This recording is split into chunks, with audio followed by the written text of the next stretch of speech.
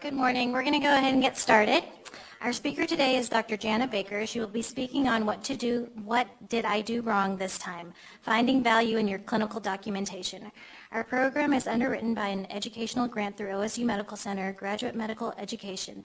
A disclosure statement has been signed and is on file in the Graduate Medical Education Office. Dr. Baker completed medical school at Midwestern University, Chicago in 2007. She completed her internal medicine residency at OSU College of Osteopathic Medicine in 2010. She went on to become a hospitalist in Tulsa, then returning to OSU Medical Center in 2014. Dr. Baker is currently the quality representative at OSU College of Health Sciences and Clinical Skills Coordinator. Please welcome Dr. Baker.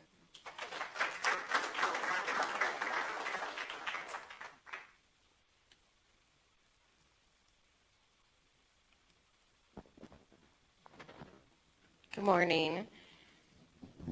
So as I tried to decide what to title my lecture, I kind of kept going back and forth and obsessing over what I wanted to title it. And so I asked our clinical documentation specialist, what do you hear most commonly from residents?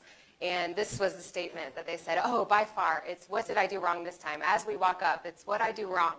And so I think the general thought behind that statement is that you want to know and you just want to get it over with and keep going with your day.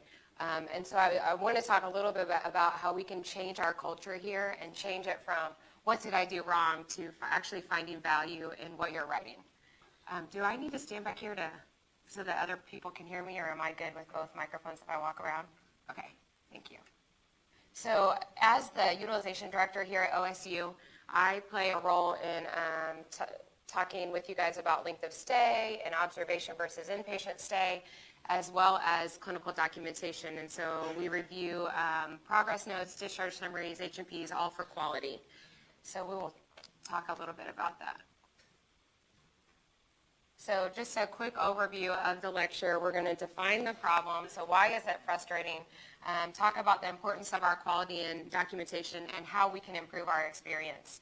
So I'm saving my length of stay, my not medically necessary denials, my ICD-10, and other denial talks for later. Those are all my other things, but I wanted to kind of make it interesting for everyone today. So learning objectives, we'll talk about, hopefully at the end of the lecture, you'll be able to demonstrate a knowledge of the scope of current literature on physician concerns regarding electronic health records, recognize the impact on patient care that your documentation has, summarize general approaches to improving satisfaction with documentation, and then for you to be able to implement new strategies to improve your documentation. So just defining the problem in general. So you Google EHR and frustrated doctor, and all kinds of images come up like this. And so they all have hammers, which I found really interesting because I don't know if people are taking hammers to their computers or what they're doing. But I think in general, whenever we think about documentation, it's frustrating. And so I want to delve in a little bit to why. So in 2016, the Journal of Graduate Medical Education reported that internal medicine interns spend an average time of 112 hours per month on electronic health records. And I think that the studies mostly are done on internal medicine because they're in the hospital most of the time, so they think they would be the most efficient at documenting, but they're spending a lot of time on their documentation, and I really think that underestimates it. In 2013, the Archives of Internal Medicine did a study nationally, and 68% of internal medicine residents spent more than 4 hours per day on the electronic health record, and only 38% reported 4 hours a day in direct patient contact. So you can see part of the reason why all of our why I wanted to get into medical school, personal statement said, we wanted to interact with our patients, and so it's taking away from what we value the most. For every 3 minutes that we spend face-to-face with a patient, 1 minute minimum is needed for a clerical task, and that includes our documentation. So it's estimated that doctors actually spend up to 3 times longer with electronic health record than what they did with paper charting. And so what I wanted to emphasize with that statement today is that my generation doesn't understand it. And so quite as well, in that whenever we trained, we had paper, and it was a lot faster. And what I'll say is that as I went into being a hospitalist, I was never frustrated with EHR. I get frustrated here with the discharge process, with the discharge med rec, but otherwise in general, it's never been frustrating to me.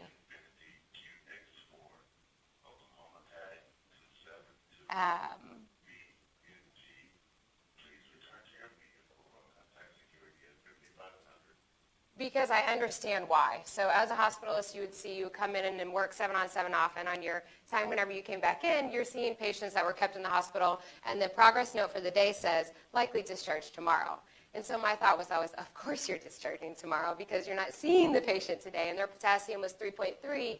They didn't really need to stay in the hospital. So I understand the reason behind all of the regulations that have been put out because they're forcing us to be better doctors. And so rather than getting frustrated by it, I take it as a challenge to look at it and say, whenever I get a denial letter, oh, haha, you think that that was bad, but I know that we put a medical necessity statement in our H&Ps, and so now I can justify this hospitalization much easier than what you can tell me that we are being bad doctors. So it's all about your approach and how you look at it.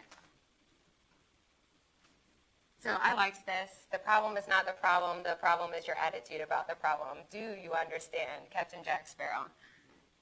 I tried to do some inconceivable just for Shania from The Princess Bride, but it kept on making my PowerPoint mess up, so I couldn't do it. And this is where I was going to do the inconceivable. So how will it ever get better? So right now I understand that as a resident you're working 80-ish hours a week, and you don't see that at any point it'll be more fun to document and get through it. So how do you get better? Improve efficiency. So those of you that know me know that I'm all about efficiency. My first thing that I would drill into interns is get a system, get a system, get a system, get a system, and it's because it improves your efficiency. When you can be more efficient, you can spend more time with your patient. And so I see a lot of ER residents, and I know that you guys don't necessarily have to deal a lot with the EHR yet, but as you find dictation systems, whenever you get out into the real world, that's something you look at is what type of electronic health record do they have, and how is the physician's satisfaction with that. So you need to know your requirements and your documentation. So I would say, I did do a Kahoot, and I forgot that you guys, that in here, it's kind of like a dead zone. You can't get on your phone. So how many of you guys know how many review of systems, I hope internal medicine knows this, how many systems need to be reviewed for a comprehensive H&P?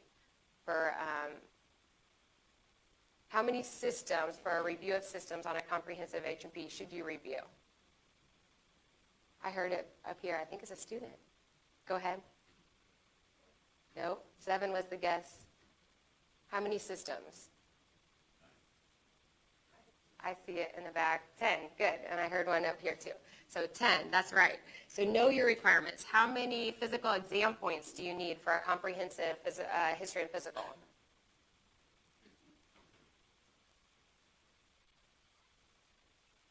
My feedback as a teacher was that I don't spend enough time waiting for an answer, and so it's really hard for me to be quiet. I was like, yeah, but then they don't answer. How many exam points for a history and physical? Somebody guess. 20, that's a pretty good guess. You're close. A guess from this side of the room.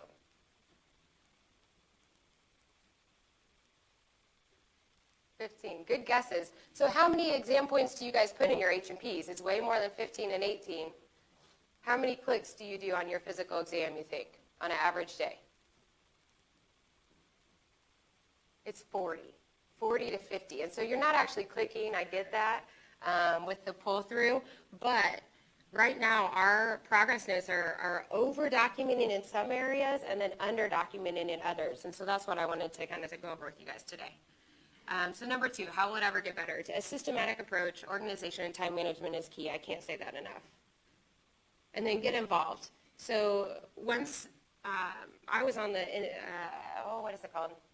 IT committee here, and it's most of the time whenever electronic health records are frustrating, physicians have not been actively involved in the process of creating whatever is there. And so as physicians, we have to get more involved in improving the system, letting people know, hey, this is really frustrating to us. What is the reason behind this? What measure are we trying to meet? What regulation has been set on why we have to fill this out this way? And then, of course, I had to put my plug in for the resident quality improvement projects.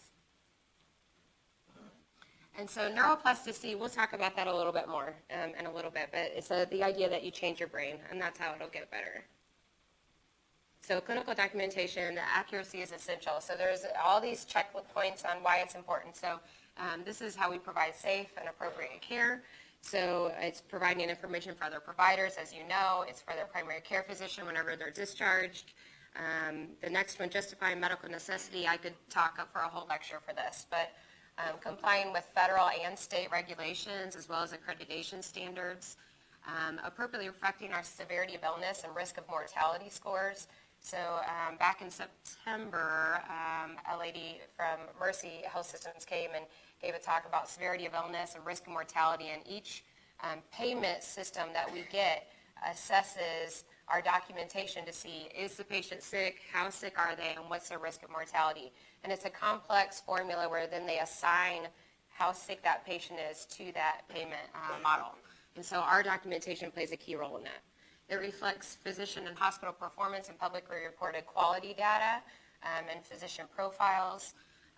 And then it ensures proper billing, reimbursement, and its revenue for both the hospital and the physician. And note, I put that as the bottom thing because we want to change our focus to it's not all about money. So quality of provider documentation, it impacts a lot of different areas of performance. And so this is kind of a busy slide, but the idea being that there's clinical coding, you have your risk of mortality, physician profiling, all the things I just talked about.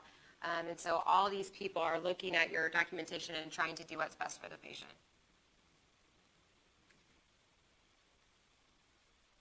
So a quick note about queries. So clinical documentation and improvement specialists will come up to you in the hospital, and or you'll get a written query. And so a lot of times physicians don't understand the whole process behind it. They are not actually allowed by law to be able to indicate the impact on reimbursement. They have to include clinical indicators to show that a more complete or accurate diagnosis or procedure is needed, but they cannot direct you to a specific diagnosis. So I've been asked before, why don't they just put on their hyponatremia if that's what they want me to say? And it's that federal regulations keep you from being able to do that. So you might see a yes/no query if it's due to conflicting documentation. So they may say, do you agree with Dr. such and such's assessment of acute renal insufficiency or GI bleed secondary to gastric ulcer, and then you can say yes. But more commonly, you'll just see them guiding you to a diagnosis, like with the BMI and things like that. Physician response is expected within 24 to 48 hours. We've developed an escalation process now with attendings and administration, and so you really want to add that on as a addendum to your note for that day. Physician payment models are transitioning more from volume-based to value-based. So a relative value unit is how physicians get paid in most systems. It reflects a level of time, skill, and intensity that's required to provide that service. So it's a really complex formula where there's a certain number of RVUs and it's linked to a certain amount of money, and that's how a lot of physicians get paid.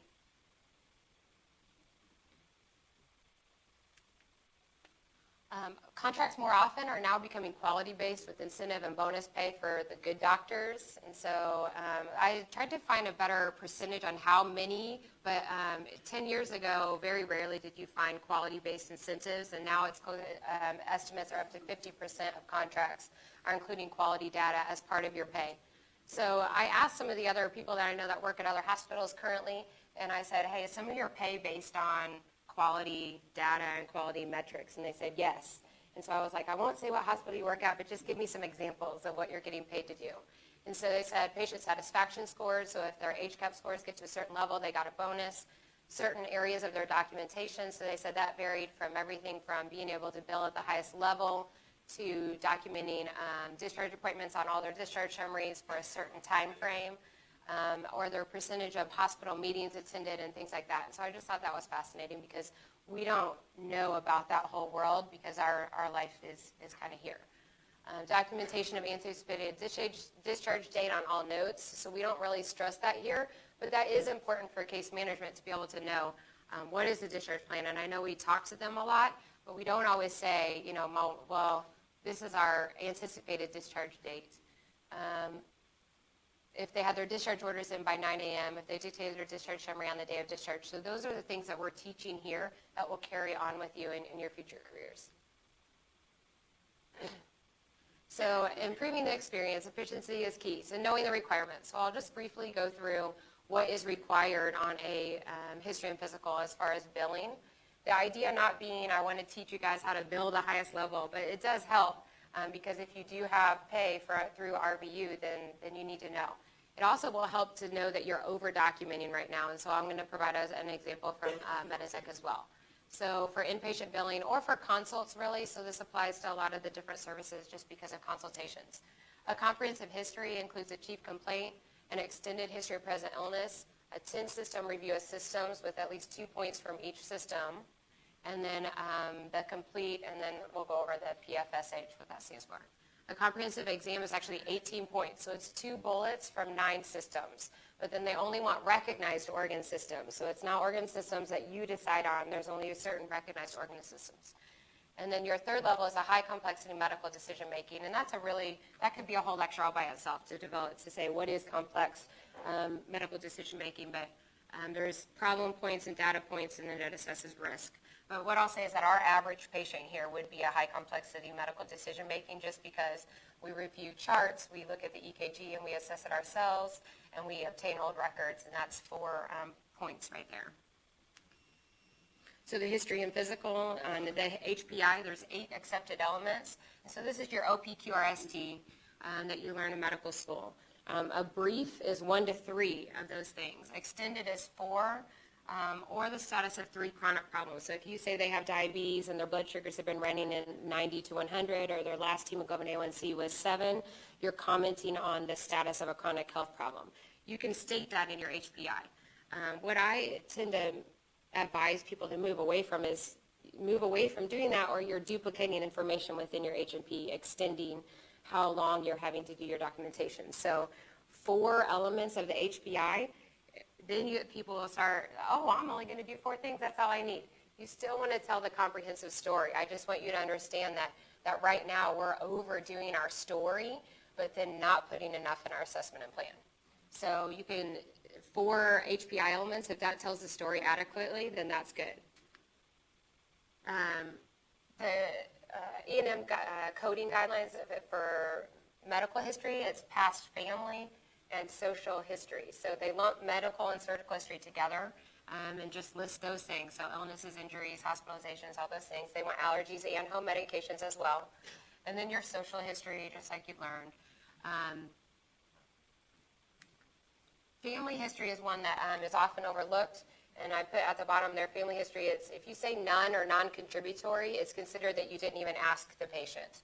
And so that's why on our H&Ps we have it listed as a certain family member, is because you can't just say none. So if you're dictating, you can't say none or non-contributory on any of the sections, or it's not counted, because my thought is that I think that doctors used to not ask, and so they would just say non-contributory, but it's always contributory. It always relates to the patient. So you would comment about, no early family history of no family history of early coronary artery disease or something to that effect. Review of systems, there's 14 different systems that are recognized, and those are them. I'm not going to necessarily read them out to you, but one thing, I constantly learn, and as I was going back through this, I was like, I thought that ears, nose, and throat were 3 separate systems, but that's actually one system grouped together. So those are your 14 systems, and you need 10 of those systems. They don't say how many points you need within each of those review systems, so then you just have to start gauging what is clinically relevant. So if you have someone with chest pain, you don't need to list 6 items under the abdominal exam. What do you really want to know? Nausea and vomiting, epigastric abdominal pain. You don't need to list every possible symptom that they're having. And then Medicare guidelines allow you to say that a full 10-system review of systems was completed and was otherwise negative. And that's a checkbox on our H&Ps. So the review of systems, if it's problem pertinent, then you only review 1 system. If it's extended, it's 2 to 9. And if it's complete, then it's 10 systems. And so that's why I have stressed throughout the years, 10 systems. You got to do 10 systems. So this is an example of a comprehensive history. And so if you see, it's all on one side. It's not tiny, tiny print. And so for a full HPI, the patient is a 65-year-old male who developed sudden onset chest pain, which began early this morning, is described as crushing, a 9 out of 10 in terms of intensity. So I don't consider that a full HPI to where I can understand what's going on with the patient. I want to have a clear idea of what my main differential diagnosis is by the time you finish your HPI.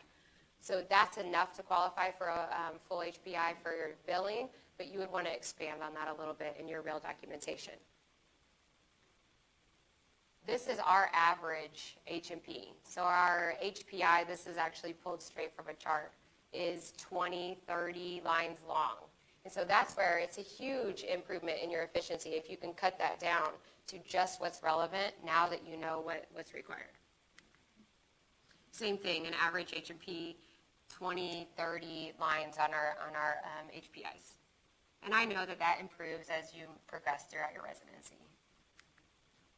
An average exam, and this one had 45 points. So I pulled up about 5 or 6 different ones, and I counted pretty consistently for over 40 physical exam points. So we get frustrated by whenever we look at this 10-page progress note, we can't figure out anything about the patient, and we've read the whole thing, and we're like, you can't even tell what's wrong. But if we would narrow our documentation down to what's relevant and what we really need to know, on here, I couldn't even find out anything that was wrong, if I remember right. Yeah, everything was normal. So then that tells me, okay, well then why are they in the hospital if they have a completely normal exam? And that's the thought process that you want to start having as you're doing your documentation is, am I documenting that they're not sick? And if I'm documenting they're not sick, then I should be planning that they're getting ready to go home. If I'm documenting that they need to stay in the hospital for 3 midnights, they shouldn't have a completely normal exam. We should be able to find something on our physical exam. And just an example of the family history, this is what it looks like in Meditech, and that's why is that we need our first degree relative. So just very briefly, level 3 hospital progress notes. About 40% of our encounters in 2012 were at this level. And usually it's going to be an unstable patient if they developed a complication or a significant new problem and workup is planned. So it requires 2 out of the 3. So it's similar in that it's an extended history of present illness, and then 2 to 9 review of systems points. So on your subjective, you would want to say, overnight events. The patient, I spoke with nursing, no overnight events were noted. The patient currently denies a couple of review of system points. So no nausea, vomiting, no fevers or chills. And that gets your detailed history. And then your exam it only needs to be 12 bullet points whenever you're doing a follow-up exam. And then the similar high complexity medical decision making. So as I talk about, and as I went back through my lecture, I was like, well, I focused on the level 3 and the highest level of repayment. And because I'm showing you about these, I don't want you to feel that I'm preaching it is about money, because at the end of the day, it is, but that's not the primary focus. The primary focus is that we need to have a better documentation and more concise documentation that reflects what's going on with our patients so that other providers can know what's going on. And that way you can get back to the bedside, which most of the time should be where you want to be. So finding value in your documentation, so training your brain. So the concept of neuroplasticity has come about over the last 20 years. We used to think that once we reached a certain age, we could not, no more neurons were able to be generated, and our brain was done, and from that age, then we would just kind of lose our ability to think. So neuroplasticity is a concept that the brain can reorganize itself by forming new neural connections, and that this can occur throughout life. So it's been studied in Alzheimer's, an active brain is a good brain and a healthy brain. If you exercise your brain, then you use these neuronal connections to rebuild the circuits that you want to rebuild. So I went to this conference, it was a simulation conference in Florida, and it was the International Medical Simulation in Healthcare. And this guy is an author, Shawn, and he wrote this book, The 7 Principles of Positive Psychology that Fuel Success and Performance at Work, and it's called the Happiness Advantage. And he is a researcher at Harvard, and he spent over 10 years living at Harvard on campus, researching students. And what he said was that he got to go there as full ride scholarship from a small town in Waco, Texas, and he applied not thinking he would ever get in. His family would never have the money. And he went up there with this excited, I finally achieved maximum success. I'm able to go to Harvard and be with all these amazing people. And when he got there, what he found was that within a week or two, it was the medical school effect. You're all excited to get there, and then once you start, then it's the happiness plummets down because you're focused on the workload and all the negativity overwhelms you. So he researches happiness and how it affects your potential for success. And so he basically shows how we can capitalize on the happiness advantage and not only improve our performance, but also maximize our potential in general. So what I found fascinating was this is a scatter plot. So usually on a scatter plot, whenever we're looking at something, you want to look at, okay, this is our average. You want to fall within the average. If there's people that are performing below average, then you look at why are they performing below average. We need to work on them and get them back up to the median of the scatter plot. But his research focus is completely different. It's not to look at your subpar performers and move them to average, but to actually look at your super performers and see what are they doing? What are they doing differently? So his research they went into inner city schools in Chicago and saw that all these students were not making it to high school and not graduating and ending up in prisons and all these different things. And so he said, I don't want to study them. I want to study this person that made it out. What was the difference in that person? And how did their brain work it differently? What was different about them? And so I found him to be just amazingly fascinating. And I realized that my personality is nowhere near what his is, but I'm going to try and just kind of key in on some of the important things that were talked about. So you have to train your brain to be positive, just like you work out your body, and capitalize on your positivity to increase your productivity. So traditional wisdom has been that if we work hard, then we'll have success. And then if we're successful, then that'll equal happiness. And so that makes sense to me. That's what's always been an underlying motto. If I didn't work hard, I wasn't going to be able to be successful. I have said that to my children who are 6 and 8 over and over. If you don't work hard, you're never going to be able to get somewhere. You can't just sit around and do nothing. And I think I probably said that to a lot of residents too. They're like laughing because that's me. You have to work hard in order to be successful. That's what we're taught from the time that we're little. So the problem with that is that success becomes a moving target. And so you never achieve that other side of success of happiness because you're constantly moving your target for what is successful. So you get into medical school. That was you worked hard in undergrad. You got into medical school, so now you're going to be successful. Now you're going to be happy. But then you get into medical school and you're like, wait, now I have to pass boards. So I'm not going to be happy until I'm successful on boards. Then you're successful on boards. Then it's, oh wait, I can't be happy until I get a match. Until I match, I need a match, and then I'll be happy. You get into residency, and it's, well, PGY 1, I'm not going to be happy, but PGY 2, that's the better year. I'll be able to be more happy then. You get into PGY 2, and it's not what you thought it was. It's a black hole. You can't see the end. And so then you move into your third year, and you're like, oh, good. I can finally see the light at the end of the tunnel. For ER residents, it may be your fourth year. For surgeons, fifth year.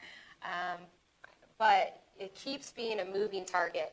And I get that. It's not anything brand new. It's not revolutionary. As I told my husband this, he's like, yeah, it's common sense. I'm like, thank you, but we don't think about that as we're going through it. And so your success becomes a moving target. So happiness becomes a moving target that we never achieve. And if you know my personality, I'm not one to be all rainbows and unicorns and smell every flower as I walk down the road, but I just found this so fascinating. Because if we put that in that order, then we won't have that happiness and we won't have the joy in working and doing our documentation and being in residency or being a third or fourth year medical student. So his research has shown that if you flip the formula and you focus on increasing your happiness, you eventually end up increasing your success. And so they actually did studies in 2009 on physicians, and I thought it was really fascinating. So they basically tried to create an area of happiness, and it was a small study. I'll at least acknowledge that it was only 45 physicians, but they wanted to say if they went into an encounter with a neutral mindset, a negative mindset, or a positive mindset, how did that affect their ability to come to the diagnosis and clinical diagnostic capability?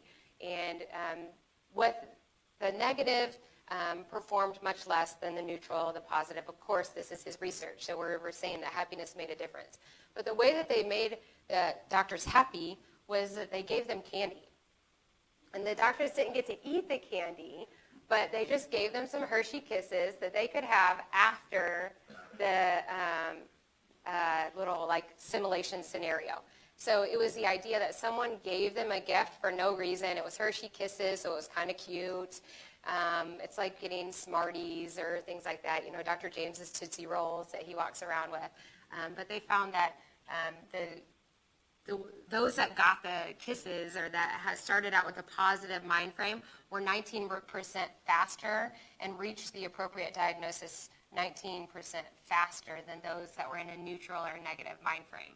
So I just think that that's fascinating because you can see how that would be true. And I think that most of us are probably, what I would be doing is sitting there like, yeah, well, that's not me though. That's that person. They're the negative one. So they need to really be listening to her right now. But I think we can all focus on, well, okay, where is our moving target? And so the greatest predictors of success from his research is optimism, the belief that your behavior actually matters, a strong social connection. And so I think that's important because what we innately do is that if we have a failure or we don't do something right or we're not doing well, we innately then internalize because we've always been the highest performers. We've always been the top of the class. And if we aren't the top of the class or we aren't doing well, then we don't reach out to our peers and say, what are you doing? How are you getting done with your notes in clinic whenever I'm having to stay here for 3 hours? We just sit there and we quietly work away for hours as we hate doing charting and we can't stand to being a doctor like we thought we were going to get to do. And then perceiving stress as a challenge. And so I thought that was cool because that's what I've always done is I've always been like, oh, this is awesome. I can beat this. This is not going to affect me. But at the same time, you can perceive stress as a challenge up to a point. And then everyone has to at some point be realistic and say, this is overwhelming me. And then that's whenever you move back into the belief that your behaviors matter and changing your behaviors.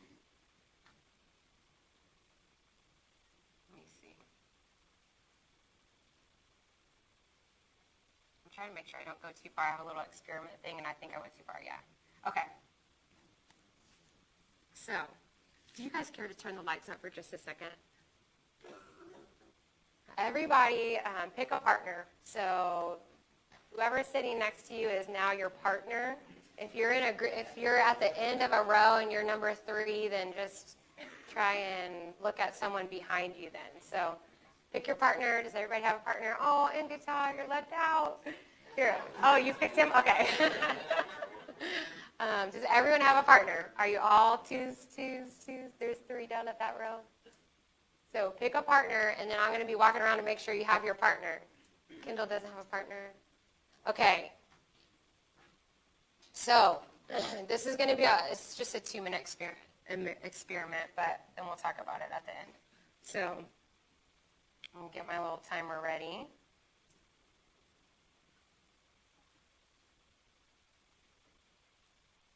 Okay. So person number 1, pick if you're person number 1 or person number 2. I'm 1, I'm 2. Okay. Martha, are you number 1 or number 2? Number 1, number 2. If I know your name, I'm going to start calling on you. Are you number 1 or number 2?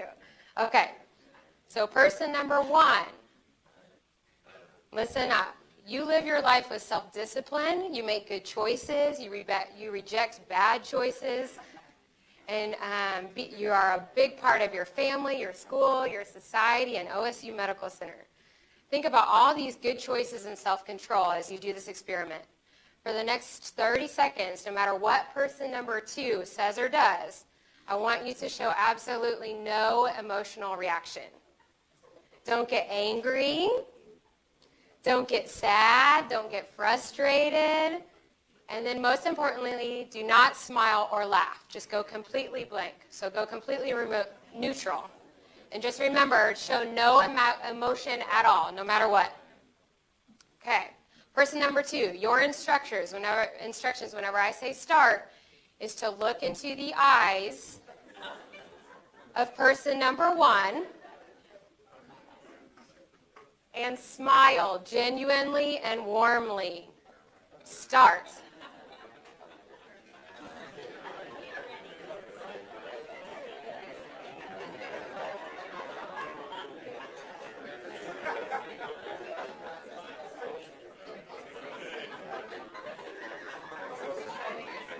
Okay, stop.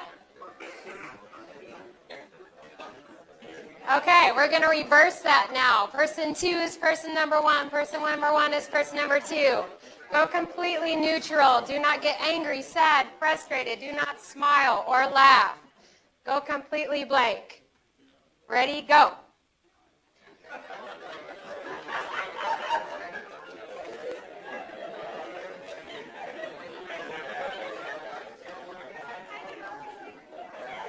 Okay, stop. So I have to tell you guys, I was really nervous about doing this because I was like, they're not going to smile. I smiled, but they're totally not going to smile, and then I'm going to be. So I asked my husband, I was like, should I do this or not? I just can't decide. And it's amazing. I was in this room of 4,000 people, and I had to do this with a lady I didn't know. So I was totally like, oh gosh, I hate looking at people. I don't like that. And then, but it was amazing. Everyone laughed. Everyone in here was just laughing and talking, and it actually made me like, oh my gosh, I'm not nervous anymore, because this is outside my comfort zone. I had to push my own self out of my comfort zone to do this. And it's amazing. So that wasn't 30 seconds. It was 20 seconds for the first group. For the second group, it was 8 seconds.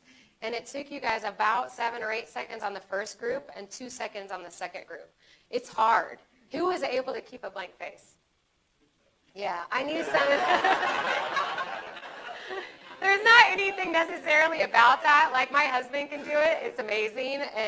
But you can neutralize yourself much better. But I think that it's just so fascinating because it ripples. It's a ripple effect. So you can see how we mirror. Our brain mirrors other people. And so if we are walking around unhappy and upset, whether it's due to documentation or our hours, or we're tired, or we can't stand the intern we're working with, it's a ripple effect. I say that from experience. But I know that it gets very frustrating in residency and medical school. They're tough, but if we can create the ripple effect that we want, that's what this guy's research is all about. So how do we go about this moving forward? If there's any residency program directors in here, this does count as a wellness lecture, just so that I couldn't label it as that, or it wouldn't have been well received. So.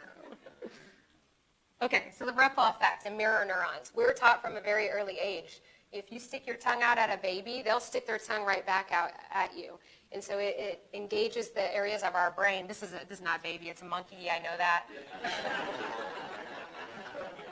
But the idea was that they did a lot of the research starting in monkeys where they could trace their brain activity and where that went to in their brain whenever they would see a behavior. And the area of the brain that's actually activated is the motor cortex, indicating that you're able to mirror the motor behavior and not just to see. So they thought the visual cortex was activated, but the motor cortex is also activated. So the Tetris Effect. This is what Shawn, Achor, the guy that wrote this book, here, of course I had to buy it, he talks about the Tetris Effect. And so who played Tetris whenever they were little? I'm showing my age. Yes. All right. So Tetris is this game, and you would hit the little Nintendo button and like change the shape so that it fits. So if you played it, you're already like, oh my gosh, that person's terrible. They should have had that up and over there, and then that would go. Or he could have flipped it up there, but then that's going to create a line there. So you get addicted to it, and you start to see the world. If you're doing Tetris over and over, you start to see those shapes everywhere. So you'd see the bricks on a building, or you'd see a skyline and be like, ooh, I can see that going fit in there. That square box would fit over there. And so the Tetris Effect is your lens on the world. So you train your brain to think a certain way. You scan the world in a certain way. And as high performers in our society, we've scanned we've scanned our world for the negative effects. So we've constantly scan for the threats to our environment. And if we get so focused on scanning for the threats to our environment, whether it was a bad score on a test, or what are we going to do to avoid a certain course, or how can I get out of this? We're constantly scanning to see how we can be more efficient. If we get stuck in this rut of scanning our world for threats, we can't see and can't focus on our positive things. So if we focus on all the negatives that can occur, our lens becomes darkened by the world. But the idea is that small positive change can overcome this and then create optimism. So it goes back to the neuroplasticity concept and how we can train our brains. So this is what I would say, celebrate each success. And so this was more for interns. Like, the patient called me doctor, yes! And so what I used to teach residents is, you go into 6 rooms and 5 of those patients were yelling at you about pain medicine, and it gets to where you just don't even want to walk in the room because you know that they're just going to talk about pain medicine. But instead of focusing on that, you have to carry that one sweet 85-year-old lady that told you thank you for the day. And you carry it with that, you celebrate your successes, and you retrain how you're thinking. So there's 6 small exercises that have been shown to be successful, and we don't have the time to sit. Those of you that meditate for 20 minutes a day, I think you're amazing, but I'm not able to even meditate for a minute because it's just not in me to do that. But these 5 things have been shown to create ripples of positive effect. So 3 gratitudes. And what I want you guys to do is to think about what one of these things could I start to do in myself to create the ripple effect. And then I'll tell you which one I chose. So 3 gratitudes. Spend 2 minutes a day scanning the world for 3 things you're grateful for. Do that for 21 days. And the powerful tool is that you're training your brain to scan the world for the positives instead of the threats. 3 things that at the end of the day you say, you know what, those were 3 positive things in my day. They've actually done studies on how parents of higher performing in business, so executives of businesses, and I'll say physicians just because that's what we are, lawyers, high performing individuals, their children start to scan the world as early as age 4. For negative, they scan for the threats. And I was seeing that in my daughter. So whenever I heard this guy, I was like, oh my gosh, this is me. I'm all about quality improvement. I'm all about always making things better. But then I saw her criticizing my son, and he's 2 years older. And so I was like, wow, they really do model our behavior. And so we started doing 3 gratitudes, not 3 from them, because they started saying, I'm thankful for a Union hamburger at lunch. But hey, if you're happy for food, you're happy for food. So, but thinking about 1 or 2 things that you're really grateful for, and it can't be, I'm thankful for my family, and I'm thankful for my faith, and it needs to be specific things that you are truly grateful for. After 21 days, they see that changes in your brain and new neuronal networks being formed whenever they've done studies. The doubler, I think this one's interesting. So if you take 2 minutes each day to document 1 meaningful personal or professional experience, then as you remember the event, your brain labels it as meaningful, and it deepens the imprint of the positive memories, which changes your overall thinking. The Fun 15, so 15 minutes of cardio, it releases your endorphins for the short term, but long term it actually trains your brain to start to believe that my behaviors matter, which is the essence of optimism. Acts of kindness, or meditation, so 2 minutes of a day. So he did a study, or this guy, Shawn, Achor, he goes into big companies and implements activities, or implements one of these, and looks for the effect. So meditation, they went to Google, and all these people were multitasking and taking phone calls and typing and doing things, and they implemented 2 minutes of meditation a day. And initially, the results from the employees were that they thought that those 2 minutes of their day could have better been used finishing their work rather than, and they didn't see any change in productivity. But after 21 days, they came back and researched again, and those people were 23% more effective at their work. After just spending 2 minutes a day, they became much more productive. And so that's the basis of a lot of his work. Acts of kindness, so giving someone a thank or a praise just a short text or an email to someone you know. It's 2 lines, under 2 minutes, and it changes your social script with those that are in your network, and it allows for more positive praise and collaboration.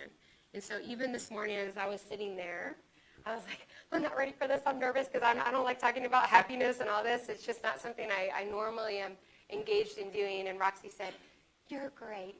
You're going to do awesome. And I was just like, this is what I'm talking about, because we do that all the time. You just give each other a little bit of support, and you'd be amazed at how much it actually makes a difference. And then whenever they give it back to you, then also you think, then you get more reward in having given praise. So that's my little, so mine was that we did the gratitudes and kind of talked about what we were thankful for, and I start to notice it more throughout the day just naturally now. So I put in a side about, wait, I thought this was about documentation, so I really want it to be, I tried to think about how am I best going to get people to understand how important documentation is, and at the end of the day, it has to go back to your own how you approach what you're doing, and are you approaching it with the mission of achieving your happiness after you're successful. So improving your efficiency, getting involved, and knowing what your requirements are. And so the happiness advantage is changing your lens. So instead of asking the clinical documentation people, what did I do wrong? Asking, do you have something for me? How can I help you? That was my typical thing, but it looks weird to write, how can I help you? But that's what I would say. They would walk up and I'd be like, what can I do for you? Instead of, what I do wrong? Changing our culture here will have a ripple effect. So pick your exercise for sustainable change. In your free time, of course, read The Happiness Advantage. And then remember that happiness should not be put on the right side of success. It should be on the left. So on my final slide, it's the lens through which your brain views the world that shapes your reality. If we can change the lens, not only can we change your happiness, but we can change every single outcome at the same time. That's all I have. Thank you, guys.